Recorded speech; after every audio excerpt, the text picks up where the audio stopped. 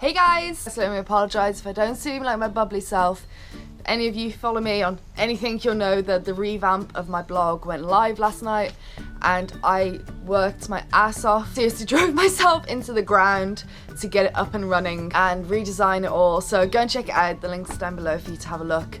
But I'm not feeling too great today. But we're gonna do this anyway. It's a beautiful day. I can't not film outside. Look at it, look at it. Just to let you all know, there's still time to sign up for italki's language challenge of the month of October. They're basically saying you a challenge to have your first conversation in a foreign language in just 6 hours. This can be for absolute beginners. Absolutely, I booked my language lessons to take for this challenge in a brand new language. And I'm so excited and I'm going to film it all so you can all see it. If you want to take part in the language challenge or just take a couple of lessons by yourself, there's a buy one get one free link in there, down there for you.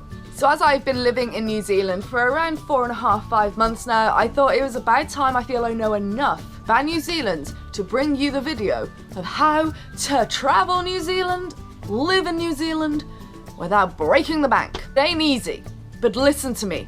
I'm gonna give you some really good advice. We're gonna start off with a section about food. Your two main supermarkets are Countdown and Pack and Save. Countdown is huge, it's massive, it's just a big shopping, groceries.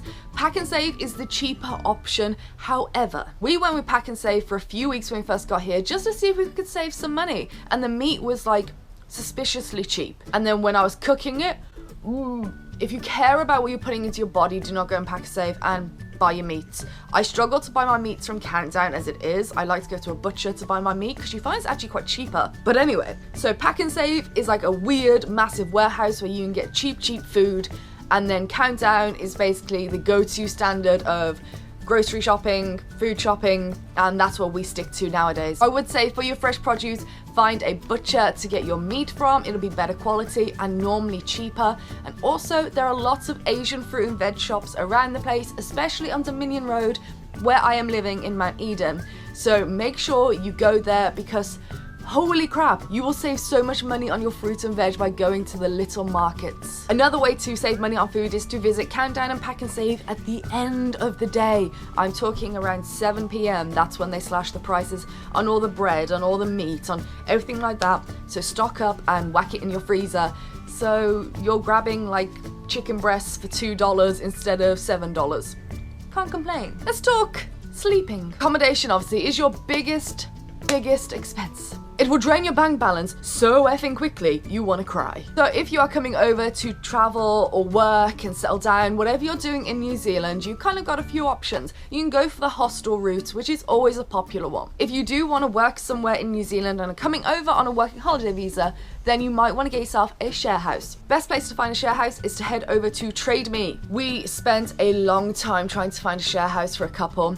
Here are a few things you should know. Most rooms that people rent out are not furnished, like ever. It is so rare to find one furnished. It's unbelievable. 2, you'll find it hard to get a share house for couples. Like I said, it took us almost over a week of searching every day and going to viewings, and majority, 90% of places would not accept couples. If you do need to furnish your house, then I recommend you going to op shops. There's one on Dominion Road, it's a Red Cross one, and they have a furniture store just down behind the little op shop, which has so many cheap things to furnish a place out in. I know it should be your last option, but it'll probably come to it if you want to get a share house. Like I said, most of them unfurnished. If you want any bits and bobs, then head over to Warehouse. It is a massive store. You'll find them all over the place. They are super cheap. If you want to go and you need to get like pillows or a duvet, anything like that. I mean, they're massive warehouses. But it's not impossible, so don't be put off. I know something else you're going to want to know. There's no real contracts with these kind of things. They know you're backpackers. This house is full of got international students, a professional couple, and Scott and I who are backpackers and working around. So there's no contract, you just pay every month you rent, you just transfer it however your landlord wants to work it out, and when you want to leave, you leave. Just give them 2 weeks notice and you're out there. That's how the backpackery thing works. Let's go on to transportation. If you do plan on coming to Auckland, I would recommend you get a hop card. Hop cards are amazing at saving yourself a lot of money on public transport, and it's easier because you're not fiddling around with coins every time you want to jump on a train or a bus or a boat. Just buy a hop card. I think they are $10, minimum top up is $5. Don't quote me on that.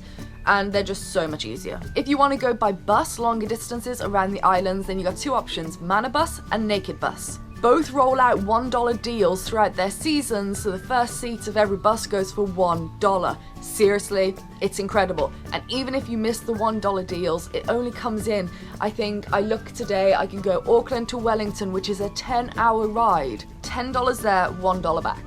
If you want to rent a car and get about like that, then I recommend you use Rent-A-Dent. We use it a lot, and hopefully we'll be using it for our upcoming trip to Queenstown, so I'll tell you a bit more about them then. However, they're a super cheap car hire company, great customer service, love them, love them, love them. And then if you want to fly, you've got your two big ones, which are Jetstar and Air New Zealand. Go onto Google Flights, go onto Momondo or Skyscanner, and those will be the two that normally come up from flying locally, you know, Auckland to Christchurch. Super cheap, super good way to get around because New Zealand ain't big. Super quick and easy to get around this country. Let's talk about attractions. Okay, so you're gonna want to see a lot of attractions, and the great thing about New Zealand is it is the land of free stuff. Majority of people come to New Zealand to see the wildlife, to see the landscapes, the nature, the mountaintop. When we go down to Queenstown, we know that Queenstown, we have heard, is one of the most expensive places in New Zealand because it's a tourist trap.